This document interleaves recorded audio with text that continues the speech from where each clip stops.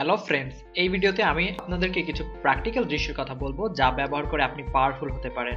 Powerful বলতে আমি বোঝাতে চাচ্ছি যে আপনার লোকজন এবং আপনার পরিবেশকে ইনফ্লুয়েন্স করার এবিলিটি এবং আপনার পছন্দের জিনিসগুলোকে লাভ করার ক্ষমতা, যার কারণে লোক আপনাকে সম্মান করবে আর কিছু কিছু লোক আপনাকে ভয় পেতেও শুরু করবে।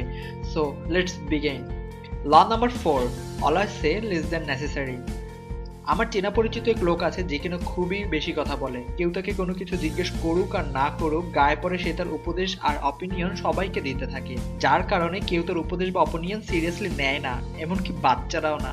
যদিও তার উপদেশ বা কথাবার্তা অনেক ইম্পর্টেন্ট বা সঠিক, তবুও কেউ কেয়ার করে না। তার অনেক রাগ ধরে যখন সে একই কথা বারবার বলে, কিন্তু কেউ তা আমলেই নেয় না। অন্যদিকে আমার পরিচিত আরেকজন লোক আছে যে কিনা অল্পভাষী এবং অনেক কম কথা বলে, কিন্তু যখনই সে বলে তখন সবাই তার কথা মনোযোগ দিয়ে শোনে। এমনকি যখন অন্য কেউ কথা বলে তখন সে চুপ হয়ে যায় তার কথা শোনার জন্য, যদিও তার কথা খুব একটা গুরুত্বপূর্ণ না। এই পদ্ধতি প্রুভ করে অল্প কথা বলার পাওয়ার। এরকম কম কথা বলার আরো কিছু উপকার আমি আপনাদের সাথে শেয়ার করছি। প্রথমত, কম কথা বলার মাধ্যমে মানুষ নিজের সম্পর্কে অনেক বেশি রিভিল করতে পারে, কারণ আপনার কম কথা বলা আপনার বিপরীত পক্ষকে বেশি বলতে বাধ্য করবে।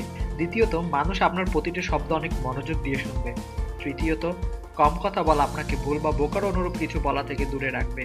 মনে রাখবেন, একজন পাওয়ারফুল ব্যক্তি প্রায় কম কথা বলেই লোকজনকে ইমপ্রেস বা ইন্টিমিডেট করে থাকে।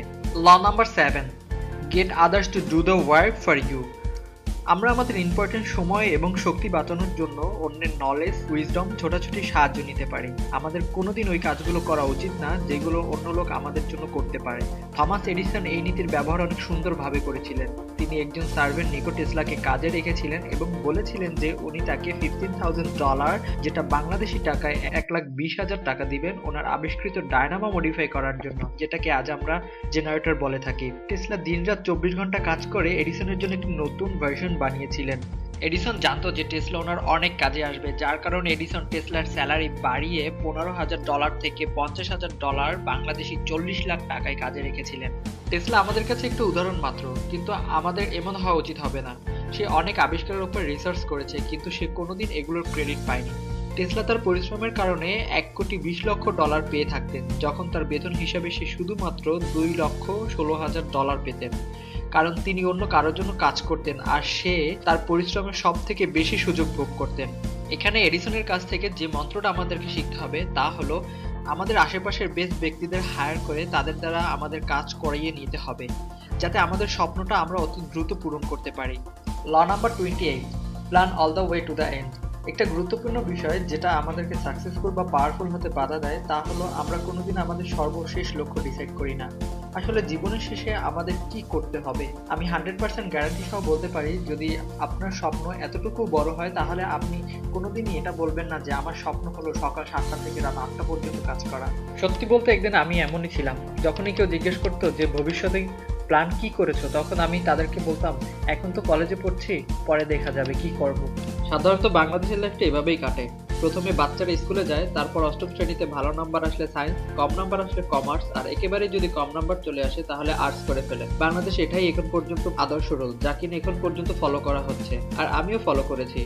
প্রথমে আমি সায়েন্স করে এইচএসসি কমপ্লিট করি, এরপর ভাবলাম এবার কি করা যায়। দেন সবাই সাজেস্ট করলো ইঞ্জিনিয়ারিং পড়ো, অনেক চাকরি আর টাকা পয়সার মালিক হতে পারবে, তো আমি ইঞ্জিনিয়ারিং করছি। এরপর আমি যদি মেন্টরদের কাছ থেকে শেখাই এবং তাদের রুল ফলো করে তাদের বই পড়া স্টার্ট করে না দিতাম, তাহলে এখনো ভাবতাম কিভাবে জব পাবো, টাকা পয়সা কিভাবে আয় করব, আর যদি ফিউচারে জব পেয়েও যেতাম তাহলে জানি না কতদিন জব হুইলের ভিতর আটকে থাকতে হতো অন্য কারোর ড্রিম পূরণ করার জন্য। বাট আনফরচুনেটলি মেন্টরদের কাছ থেকে প্রতিনিয়ত শিখে এবং তাদের বই পড়ে এখন আমার কাছে একটা নির্দিষ্ট লক্ষ্য আছে, আর তা হলো আমি আমার আশেপাশের মানুষগুলোকে তাদের ড্রিম পূরণ করতে এবং সাকসেসফুল হতে সাহায্য করতে পারি। খুশির কথা হলো আপনিও পৃথিবীর সফল ব্যক্তি হতে পারেন। এজন্য আপনাকে বেশি কিছু করতে হবে না, শুধু তাদের মতো নলেজ এবং মাইন্ডসেট আপ দরকার, যেগুলো আমি আমার এই চ্যানেলের মাধ্যমে আপনাদের সাথে শেয়ার করব।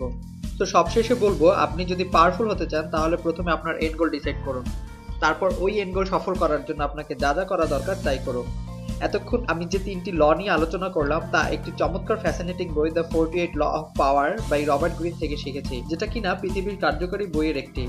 যদি আপনাদের এই ল পছন্দ হয়ে থাকে তাহলে লাইক করুন, শেয়ার করুন আপনার ফ্যামিলি এবং ফ্রেন্ডসদের সাথে এবং আপনার মতামত কমেন্ট বক্সে করুন এবং অবশ্যই সাবস্ক্রাইব করুন, কারণ এমন অনেক কার্যকরী বিষয় আমি আপনাদের সাথে শেয়ার করব এই চ্যানেলের মাধ্যমে, যেগুলো কিনা আপনাকে আপনার স্বপ্ন পূরণ করতে একটু হলেও সাহায্য করবে। And finally, thanks for watching.